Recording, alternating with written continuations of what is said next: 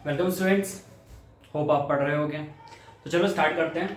तो जैसे कि मैंने लास्ट लेक्चर में अपनी पूरी की पूरी रैशनल नंबर का पूरा कॉन्सेप्ट मैंने आपको समझा दिया था। तो चलो आओ एनसीईआरटी की सारे क्वेश्चंस को सॉल्व करते हैं एक साथ, जैसे कि मैंने आपको प्रॉमिस किया था। तो चलो स्टार्ट करते हैं। ये है एग्जाम्पल नंबर 1, ठीक है। एग्जाम्पल नंबर 1 चैप्टर नंबर 1 का, ठीक है। एग्जाम्पल नंबर 1 चैप्टर नंबर 1 का आप एनसीईआरटी बुक में देख सकते हो, क्वेश्चन दिया होगा।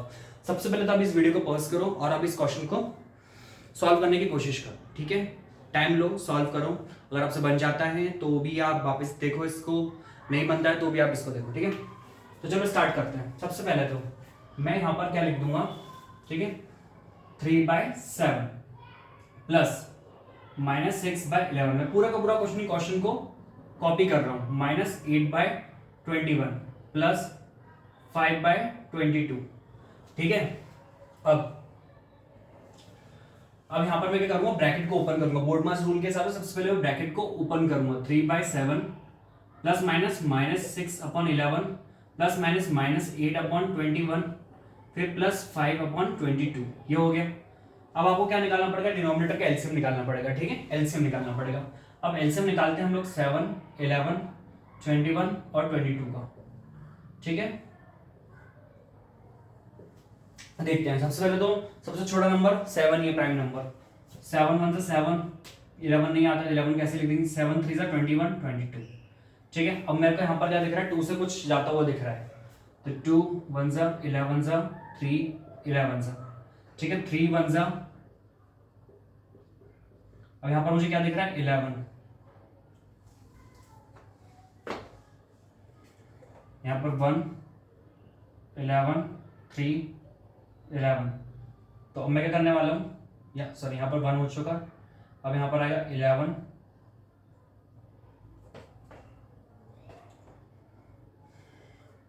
1 1 1 1। एलसीएम क्या होने वाला है हमारा, 7 × 2 × 3 × 11, ठीक है। ये कितना हो गया, 7 2 14, 14 × 3 30 12 42, 42 × 11, ठीक है। 42 2 6 462। तो 462 क्या हो गया हमारा, एलसीएम हो गया। यहाँ पर हमारा कितना हो गया, एलसीएम हो गया, ठीक है। 462 हो गया हमारा, एलसीएम हो गया। तो सबसे पहले तो, ठीक है। अब हम क्या करने वाले हैं, या तो और थोड़ा सिंपल तरीके से सीखना हो तो देखो।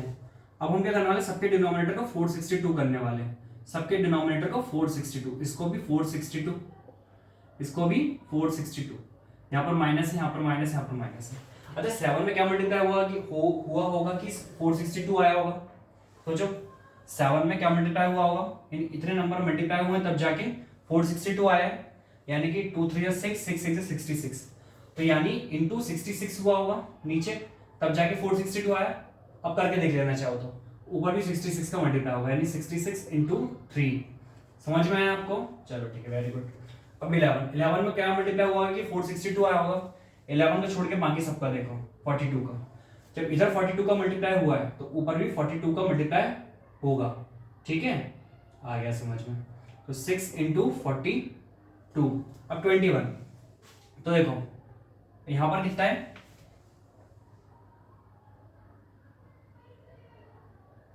ठीक है। अब हमें कितना चाहिए, 21। तो 7 3 से कितना हो गया, 21। 7 3 से 21 और ये 2 11 से 22। मैं लिख रहा हूँ 7 3 से 21 और 2 11 से 22, यानी 462 होता है। तो 21 में क्या मल्टीप्लाई हुआ, 462 आया होगा 22 का। तो जब नीचे 22 का मल्टीप्लाई हो तो ऊपर भी 22 का मल्टीप्लाई होगा। अब 22, तो 22 में 21 का मल्टीप्लाई हुआ तब जाके 462 आया। जब यहाँ 21 का मल्टीप्लाई हुआ है, जब यहाँ 21 का मल्टीप्लाई हुआ तो ऊपर भी 21 का मल्टीप्लाई हुआ होगा। इतना सिंपल सा है, जिनको नहीं समझ में आएगा समझ में आ गया होगा कि एडिशन कैसे करते हैं। अगर डिनोमिनेटर अलग अलग रहते हैं तो, और अगर डिनोमिनेटर सेम होते हैं तो सिंपली आप ऐड कर सकते हो। डिनोमिनेटर सेम लिखो, जैसे कि 2/3 है, 1/3 है, 4/3 है। कुछ मत करो, सिंपल सा 3 लिखो, सबको 2 1 4 कर दो। सिंपल, डिनोमिनेटर सेम है तो सिंपल ऐड कर दो, ठीक है। कोई ज्यादा सोचने की जरूरत नहीं, डिनोमिनेटर सेम लिखना, डिनोमिनेटर को ऐड मत कर देना, डिनोमिनेटर को वही का वही लिखना। अब 66 × 3, 6 3 18, 6 3 से 18, 198 अपॉन 462। ठीक है, ऑटोमेटिकली ये, ठीक है। अब 42 इंटू 6 कितना होगा? 42 इंटू 6, 6 4 जा 24, 0 6 2 जा 12, तो 252। ये कितना हो गया? 252 अपॉन 462। अब ये तो पता है मुझे, 8 2 जा 16, 8 2 जा 16, 17, 176 अपॉन 462। ये 5 1 जा 5, 5 2 जा 10 अपॉन 462। ठीक है। अब क्योंकि अब डिनोमिनेटर, अब हमने क्या कर लिया, डिनोमिनेटर सेम कर लिए हैं। जैसे कि मैंने अभी वहां बताया था डिनोमिनेटर सेम होते हैं तो कुछ नहीं करना पड़ता, हम डिनोमिनेटर को सेम वही का वही लिख देते हैं और सिंपल यहाँ पर कर देते हैं। 198 माइनस 252 माइनस 176 माइनस 105। ठीक है, तो यहाँ पर सबसे पहले तो जितने भी प्लस वाले हैं, एक ये है, देखो सब माइनस माइनस में, तो जितने भी सेम साइन वाले हैं, हमेशा सब्ट्रैक्शन मल्टीप्लिकेशन आपको 4th क्लास में सीखा होगा, सेम साइन वाले हमेशा माइनस में होते हैं। जैसे कि -5 -7 दिया गया, ठीक है, दोनों सेम साइन के, सेम साइन वाले हमेशा प्लस हो जाते हैं। 5 + 7 कितना होता है? 12, और साइन इसका लगा देंगे बढ़ेगा। अगर यही चीज डिफरेंट साइन होती, डिफरेंट साइन मतलब हमेशा माइनस होंगे, 7 - 5 कितना होगा? 2, और बड़ा का साइन क्या है? प्लस, तो बड़े का साइन लगा देते हैं। ठीक है, तो ये सब सेम साइन वाले हैं, सब क्या है? सेम साइन वाले हैं, सब के सब सेम साइन वाले हैं, यानी कि क्या होंगे? सेम साइन वाले, यानी प्लस होंगे। तो 252 176 105, या तो आप इस तरीके से याद रख सकते हो, अगर सेम फैमिली मेंबर के हैं, -1 फैमिली है +1 फैमिली है, ठीक है, अगर सेम फैमिली के मेंबर्स हैं, जैसे कि ये दोनों थे, तो आपस में अच्छे हंसते खेलते रहेंगे, एक दूसरे से मिलजुल के रहेंगे, तो मिलजुल के रहेंगे इसलिए मिलजुल जाते हैं। अब जब दो अपोजिट फैमिली के रहते तो लड़ेंगे, ठीक है, तो क्या हो जाएंगे? माइनस हो जाएंगे। तो माइनस करेंगे, हमेशा बड़ा छोटा बड़े में से माइनस होता है, ठीक है। तो माइनस अब करेंगे, 2 बचेगा, और जीतेगा कौन? बड़ा वाला नंबर। तो बड़ा वाला कौन सा था? प्लस। यहाँ पर तो सेम ही फैमिली के हैं, तो सेम ही सरनेम लेके चलेंगे, इतना भी याद रख सकते हो। यहाँ पर ये तीनों देखो सेम फैमिली के हैं, तो इसलिए दोनों आपस में मिलजुल के प्लस हो रहे हैं। अब ये अलग फैमिली का है, तो ये सब मिलकर इससे लड़ेंगे, ठीक है। अब चलो ऐड करते हैं, 6 + 2, 6 + 2 कितना हो गया? 8, 8 + 5 13, ठीक है। अब 5 + 1 6, 6 + 7 13, 2 3 4 5, कितना आ गया? 533।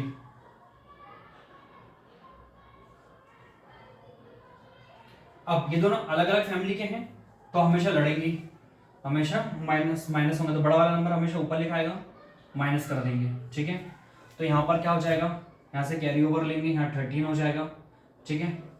अब यहाँ से सॉरी,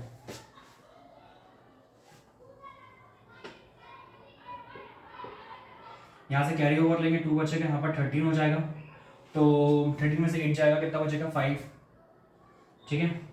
उसके बाद यहाँ से कैरी ओवर लेंगे 12, 12 में से 9 जगह बचेगा, कितना? 3, और 4 में से बन गया 3, ठीक है।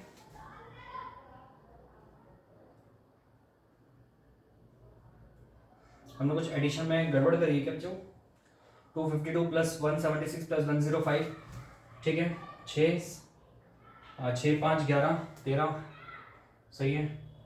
7 8 8 9 10 11 12 13, सही है। 2 3 4 5 533, एकदम परफेक्ट है। 533 में से 198 गया, तो सिंपल सी बात है, 533 में से 200 गए, तो कितना बचा? 333, 335।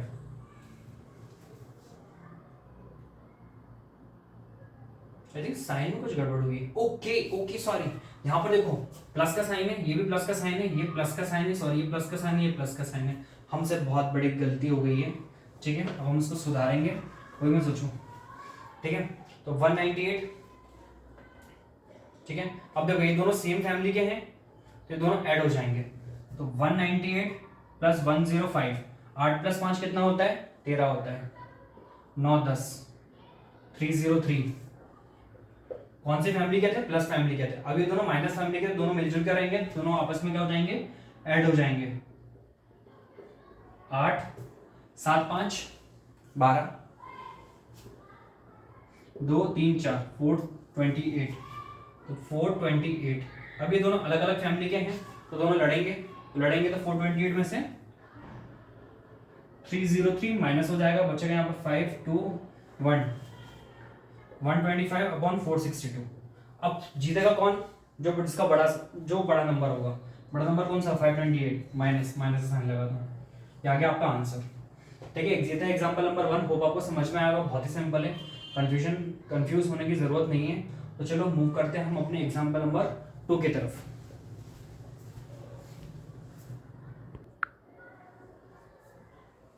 चलो अब एग्जांपल नंबर 2 क्या है? फाइंड -4 अपॉन 5 इंटू 3/7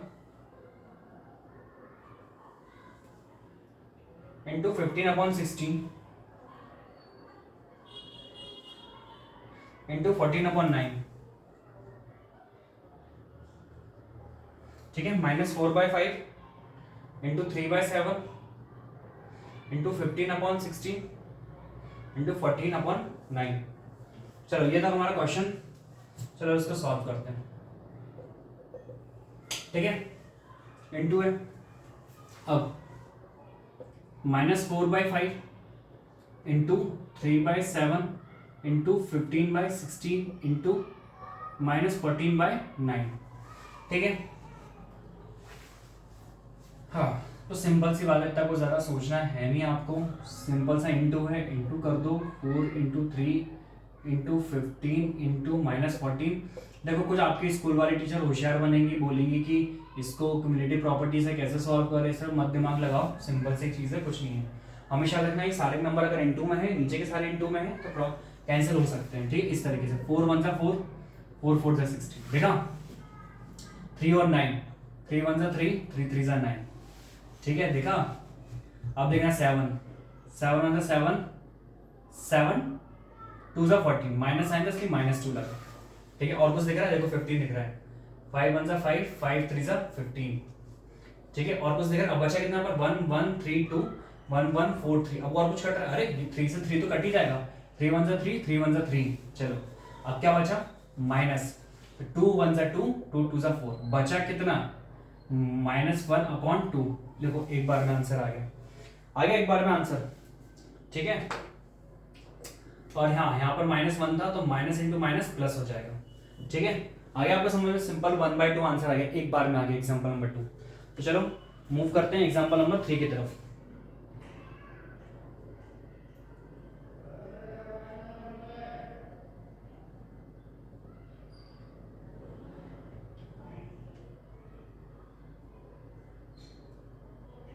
चलो एग्जांपल नंबर 3 तो है नहीं, सीधे एक्सरसाइज 1.1 है। एक डिस्ट्रीब्यूटिव प्रॉपर्टी और रहती है, मैं आपको बता दूं, कुछ भी नहीं होता है, सिंपल सी होती है।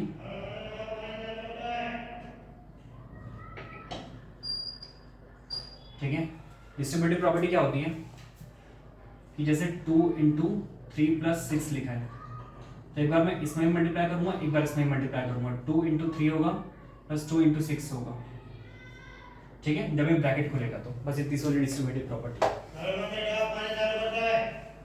ठीक है,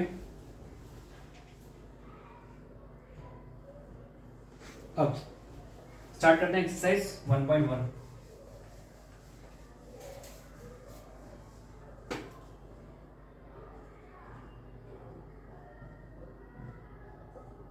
ठीक है, अब एक्सरसाइज 1.1 में क्वेश्चन नंबर 1।